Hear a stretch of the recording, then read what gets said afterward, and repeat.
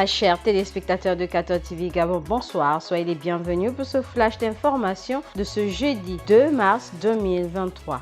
Dans le magistère universel, suite à la collision de deux trains dans la soirée du mardi 28 février 2023 au nord de la ville de Larissa en Grèce et ayant fait plus d'une trentaine de morts, le pape François a envoyé un télégramme de condoléances au président de la conférence épiscopale grecque.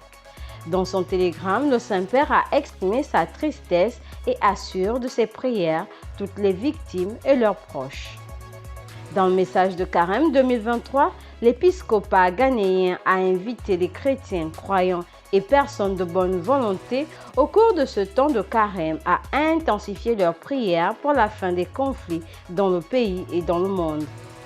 Alors que nous continuons à prier pour l'intervention définitive de Dieu dans ces situations de conflit, nous appelons tous les catholiques et autres chrétiens, ainsi que nos frères et sœurs musulmans et toutes les personnes de foi et de bonne volonté, à se joindre à nous pour continuer à offrir des prières et des supplications à Dieu en cette saison spéciale et au-delà pour mettre fin à ces conflits et à ces guerres, ont-ils dit en substance.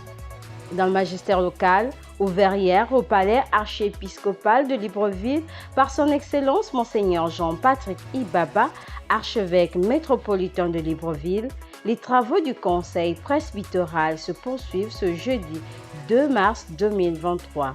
Ce matin, la rencontre s'est déroulée avec la commission communication, culture et tourisme, la commission doctrine de la foi, nouvelle évangélisation, catéchèse et enfin la commission service du développement intégral. L'objectif est double, apprécier ce qui se fait et donner de nouvelles orientations pour une meilleure organisation en cette nouvelle année pastorale. C'est demain, vendredi 3 mars, que prendront fin les travaux du dit conseil.